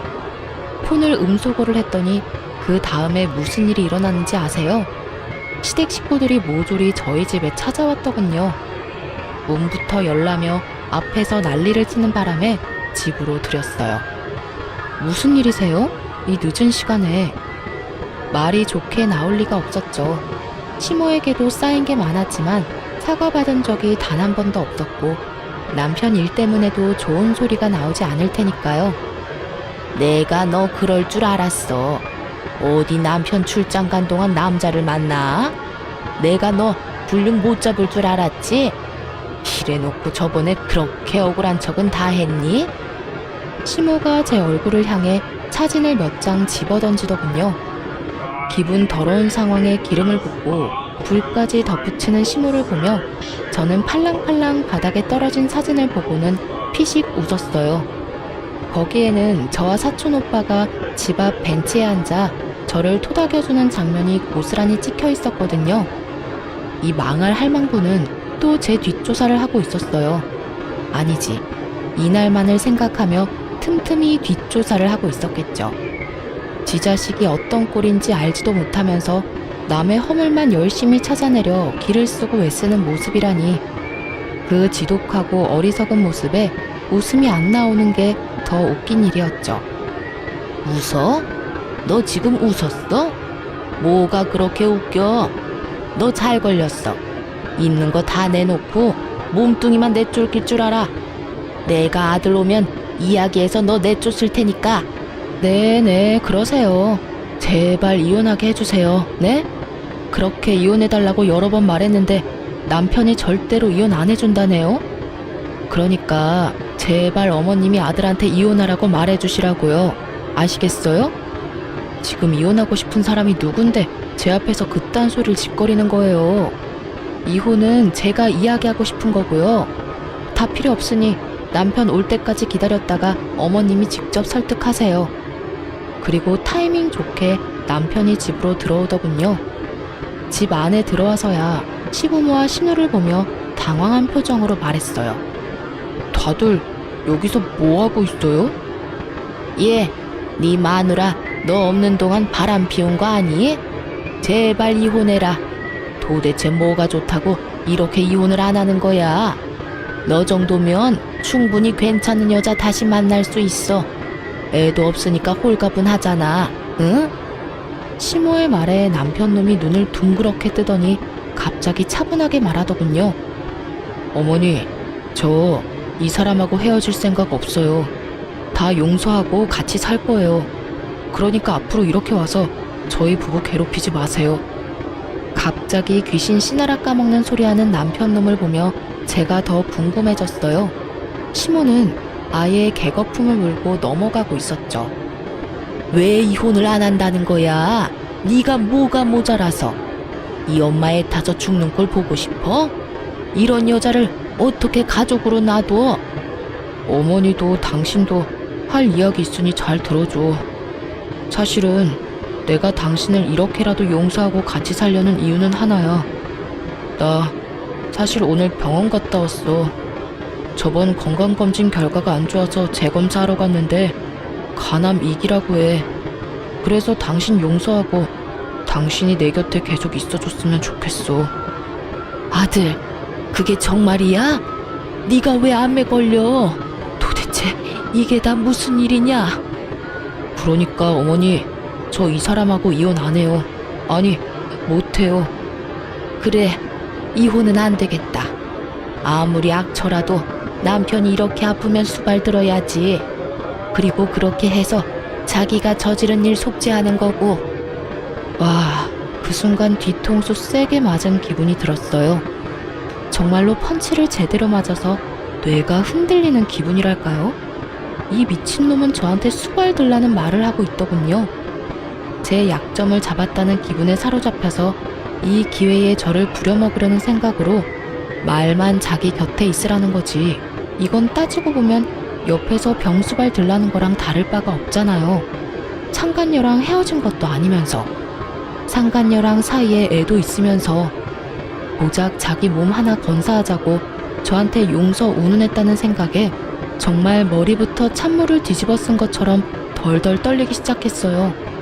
게다가 이혼하라고 그렇게 난리 피울 땐 언제고, 남편 아프다는 거 알자마자 이혼은 안 된다는 시모를 보니 자기들만 생각하는 지독한 이기주의와 못된 마음 씀씀이에 열이 너무 많이 받더라고요. 아프다고 용서를 받을 줄 알았다면 오산이죠. 오히려 천벌받을 짓 해서 천벌 제대로 받은 모양인데 그걸 왜 제가 불쌍하다 생각할 거라고 짐작하는지 저는 제 인생이 제일 불쌍한 것 같은데 말이죠. 간암이면 뭐 내가 왜 당신 옆에 있어야 해? 내가 바람 폈으니까 당신 수발을 무조건 들어야 한다 이거야? 그리고 어머님, 속죄요. 무슨 속죄 말하는 거예요? 지은 죄가 있어야 속죄를 하죠. 그리고 당신이 뭔데 날 용서해? 너 사진 봤어? 그 사진의 남자가 누군지 진짜 못 알아보겠어. 내가 직접 너한테 소개까지 시켜준 내 사촌 오빠인데? 제 말에 그제야 남편놈이 사진을 유심히 보고는 제 눈치를 보더군요. 그러네. 내가 못 알아봤어. 얼굴 많이 수척해지셨구나. 저번에 와이프가 바람나서 이혼했다던 그 사촌 오빠 맞지? 그래. 근데 네가 뭔데 나한테 용서를 운운해? 내가 진짜로 바람 피웠다고 착각이라도 한 거야? 여보, 당연히 나는 당신이 바람 피울 거라고 생각도 안 했지. 그리고 폈더라도 나는 당신을 용서했을 거야. 그게 내 진심이고. 이게 진짜 사촌 오빠라고? 이번에는 시모가 믿기지 않는지 저한테 묻더군요. 네, 큰아버지 아들이요. 왜요? 제 뒷조사는 했는데 그쪽 뒷조사는 못했나 보죠? 제가 저희 큰아버지 소개시켜드릴까요? 보시고 직접 말씀하실래요? 뭐 어차피 못 믿을 거 뻔하니까 그럼 다른 거 보여드릴까요?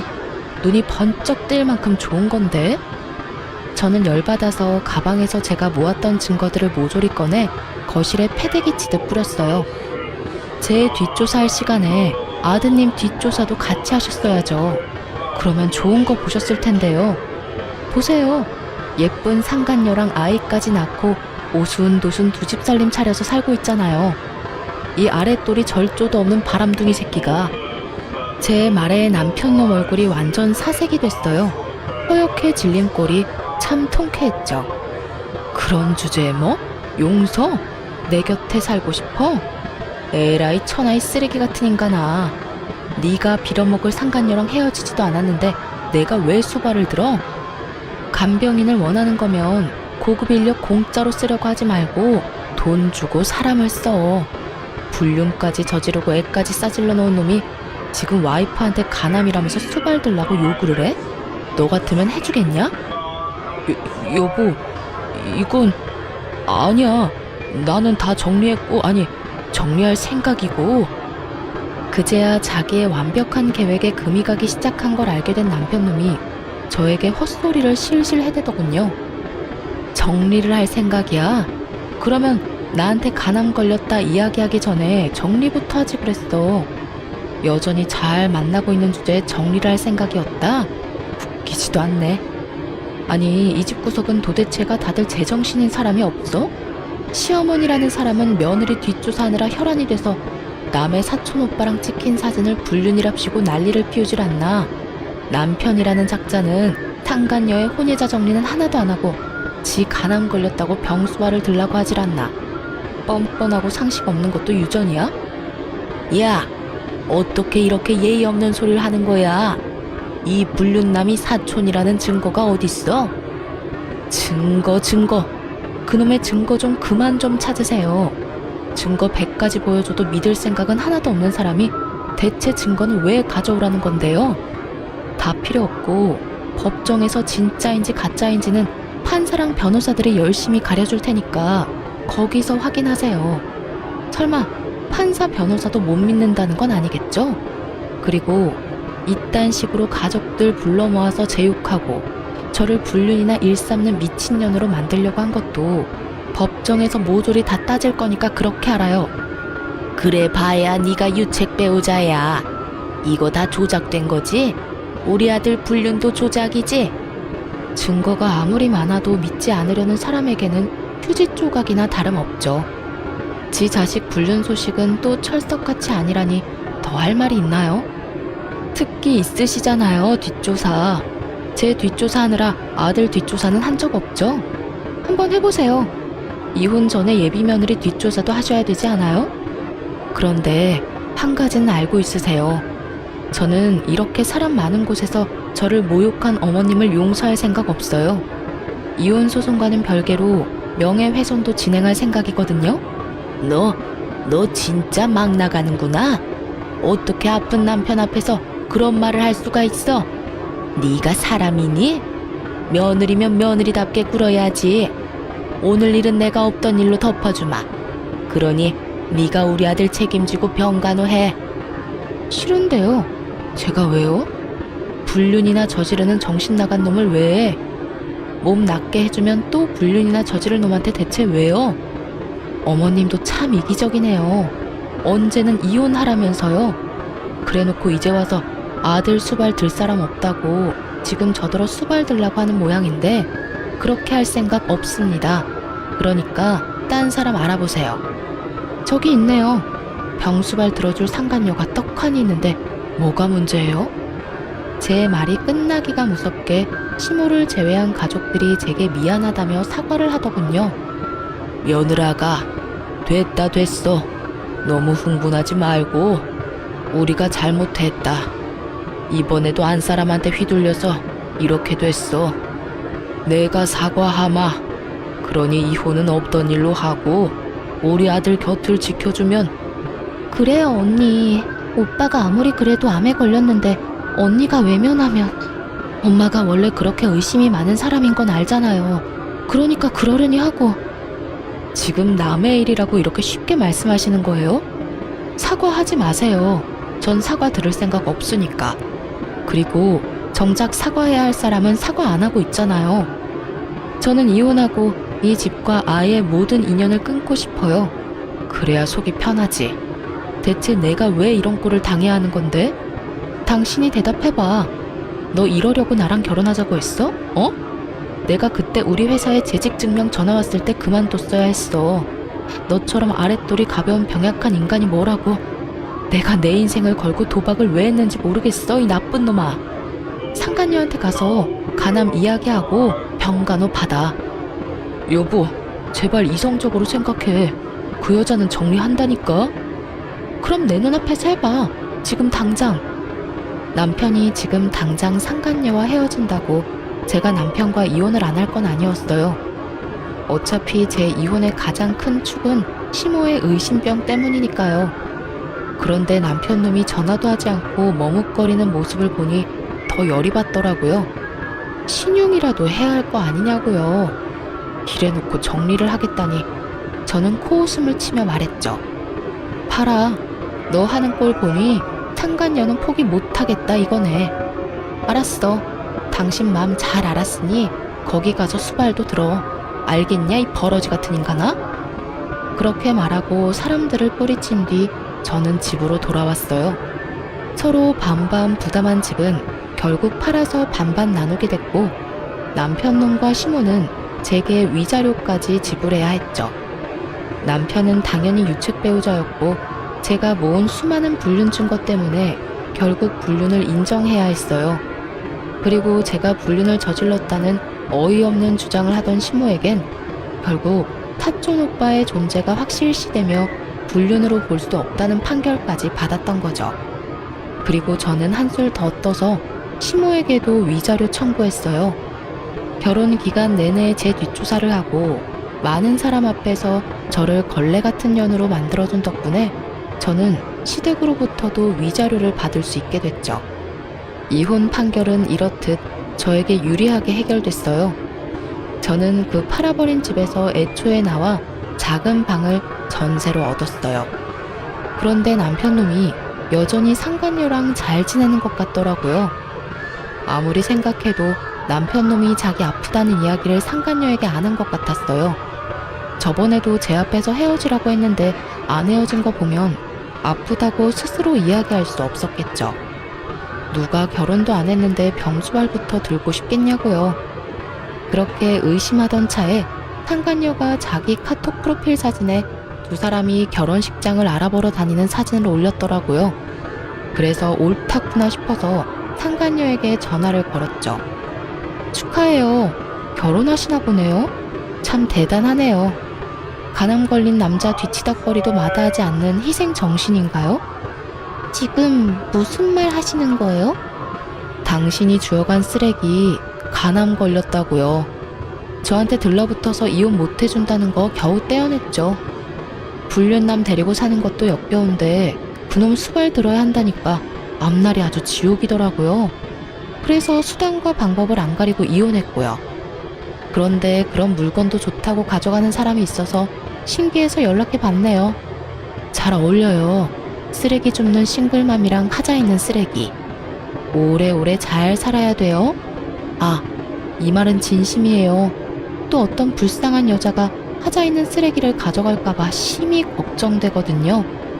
제가 빈정거리자 상간녀가 잠시만요 하더니 수화기 너머로 탁 하고 폰을 놓는 소리가 들리더군요. 누군가와 대화하던 중이었는지 폰 너머로 그 망할 시모의 목소리가 들려왔어요. 아가씨가 우리 아들이랑 만나는 사이라고 하니 내가 확인할 게 있어서 불렀어요. 우리 아들하고 결혼하고 싶으면 그쪽 아들 친자 검사 확인서 떼어와요. 지금 나랑 같이 가서 검사하고요. 혹시 조작하려는 것일 수도 있으니까. 나는 집안에 이상한 사람 못 들여요. 저번 며느리도 마음에 안 들었는데 두 번째도 실패할 생각은 없어요. 시모는 여전하더군요. 불륜으로 재혼하는 주제에 뒷조사는 확실히 하겠다는 모습이 참 가관이었습니다. 이 와중에도 의심병을 못 버린 걸 보니 사람이 참 한결같다고 해야 하나? 그런데 상간녀의 말이 더 웃겼어요. 결혼을 하고 싶으면 친자 검사를 하라고요? 근데 웃기네요. 누가 아픈 놈하고 결혼해서 자기 팔자를 꼬아요? 그리고 당신 나한테 왜 간암이란 이야기 안 했어? 그런 말도 안 하고 속이고 결혼할 작정이었어? 어쩐지 서두르는 이유가 있었네. 그렇게 수발들 사람 하나 옆에 붙여두시겠다? 자기야, 아니야. 그런 거 아닌 거 알잖아. 내가 자기를 얼마나 아끼고 사랑하는데. 그런 거 절대 아니고 우리 애를 위해서도 아빠가 있으면 좋잖아. 그리고 나 간암이라고 해봐야 이기일 뿐이고 이 정도면 치료받으면 금방 좋아진다고 했어. 근데 내가 궁금한 게 있었는데 당신 결혼은 무슨 돈으로 할 생각이었어? 상간녀의 뜬금없는 말에 남편 놈이 당황하는 목소리가 들렸어요. 어? 그게 무슨... 집도 팔았고 위자료도 내 몫까지 다 냈고 당신 어머니 위자료도 당신이 냈다며? 당신은 집도 없고 아무것도 없는 빈털터리인데 내가 왜 당신이랑 결혼을 해? 나는 당신이 온전히 그 집에 있는 상태로 그 집에 들어가고 싶었던 거지. 아무것도 없는 인간한테 시집가고 싶었던 게 아니거든? 넌 머리가 그렇게 안 돌아가? 보자 하니까 이 아가씨가 눈에 뵈는 게 없어. 어디서 그딴 말을 내뱉어? 너도 같이 바람 피웠잖아. 따지고 보면 네가 우리 아들이랑 바람 피는 통에 아들이 이혼까지 하고 돈까지 잃게 된 거지. 그걸 왜 우리 아들 탓을 하고 난리야? 왜 그게 제 탓이에요? 분류는 혼자 해요? 저 좋다고 따라온 놈이 저놈이라고요. 기가 차서 이런 식으로 사람을 엮으려고 했다 이거지? 그럼 내가 당신이 나 포기할 수 있도록 말해줄게. 친자검사 그딴 거 할 필요도 없어. 내 아이는 네 아이가 아니니까. 검사해봐야 너만 괴롭고 나는 이제 결혼할 생각도 없어. 몸은 고장나서 돈도 못 벌지. 그 와중에 전추한테 돈 다 털리고 아무것도 없는 놈이 감히 나하고 재혼을 하겠다고? 김칫국 열심히 혼자 퍼마신 모양인데 나는 그럴 생각 없으니 2번 다시 연락하지 마. 그 말과 함께 상간녀 전화도 끊겨버렸어요. 상간녀도 대단한 사람이더군요. 그리고 두 사람은 충격이 상당한 모양이었어요. 얼마 안 돼서 전 시모가 제 직장 앞에 찾아왔더군요. 보자마자 웃긴 말을 하는데 정말 어이가 없었어요. 너희 이혼은 무효야. 네가 불륜이 아닌데 왜 이혼을 해? 우리는 너한테 속은 거야. 네가 이혼이 하고 싶어서 우리를 속인 거라고. 우리 아들이 아프니까 네가 먼저 이혼하려고 사촌이랑 짜고 친 거 내가 모를 줄 알아? 저도 간암 걸린 거 그때 처음 알았거든요. 그리고 불륜이 아니라고 했는데 제가 불륜을 피웠다고 우긴 것도 다 준말 아니었어요? 이혼은 남편보다 당신 때문에 더 하고 싶었던 거고 남편은 거기 쐐기를 박은 건데 더 할 말이 필요한가요? 안 된다. 제발 이혼 무효로 해. 너마저 거절하면 우리 아들 아플 때 누가 수발 들어줘? 내가 미안했다. 앞으로는 너 뒷조사 하지도 않고 나쁜 말도 안 하마. 그러니까 우리 아들 옆에만 좀 있어다오. 그 상간녀는 우리 아들 버리고 떠나갔어. 애도 다른 남자애라니. 몇 번을 물어도 제 대답은 똑같아요. 그리고 아들이 그렇게 불쌍하면 아줌마가 직접 열심히 수발 들면 되잖아요. 내 인생 망가뜨린 사람들하고 다시 같이 사는 미친 짓은 못하니까 얼른 내 눈앞에서 꺼져요. 마지막 경고예요. 어쩜 이렇게 남처럼 이야기를 해. 그래도 몇 년이나 같이 살았던 부부잖아. 이제 와서 부부라고 인정하듯 말하는 꼴이라니 어이없어서 말도 잘 안 나오더라고요. 남이죠. 이혼했으니까. 그리고 앞으로 연락도 없이 일하는 곳 사는 곳에 찾아오지 마세요. 만약 이런 일로 찾으면 스토커랑 사생활 보호 위반으로 경찰에 신고할 거니까. 옛날에는 며느리라는 이름으로 다 피해갈 수 있었던 일도 이제는 남이라서 다 위법인 거 몰라요? 결국 제 으름장을 듣고 나서야 아무런 수확도 없이 떠났어요. 나중에 알게 됐어요. 저와 이혼하고 상간녀한테도 버림받은 전 남편이 간암으로 치료받는데 예후가 좋지 않아서 여전히 투병 중이라는 것. 그리고 다 늙어서 그런 아들 자식 수발 들다가 스트레스 때문인지 치매를 얻어서 요양병원에 입원하게 된 시모의 소식을 말이죠. 누군가는 참 불쌍하다고 하는데 저한테는 불쌍한 게 아니라 자기가 한 행동의 결과를 그대로 받은 것 뿐이거든요. 의심병이 심해서 며느리를 감시하고 조사하고 이상한 소문이나 퍼뜨리는 시모나 불륜 저지르면서 자기 수발은 마누라한테 들도록 만들려는 파렴치한 자식이나 똑같은 사람들이잖아요. 이렇게 저는 그 지옥 같은 의심병 환자와 하자 있는 쓰레기에게서 벗어날 수 있었어요. 의심이라는 게 어떨 때는 꼭 필요한 것이긴 하지만 가족에게까지 너무 과하게 의심을 하다 보면 언젠가는 사람을 잃게 되는 법이라는 걸 그 사람들은 몰랐나 봐요. 시모도 그런 시모에게 휘둘리던 가족들도, 그리고 그런 걸 이용해 바람까지 핀 남편도 결국에는 주변 사람을 잃게 됐으니까요. 저는 이번 이혼으로 너무 힘들었기에 다시 가족을 만들 생각은 없어요. 의심을 하는 것도 의심을 당하는 것도 이제는 더 이상 못할 짓이라고 생각하거든요. 글을 쓰다 보니 길어졌네요. 이만 제 사연을 마치도록 하겠습니다. 여러분 좋은 하루 되시고 응원의 한마디 남겨주시면 제게 큰 힘이 될 것 같아요. 모두 감사합니다.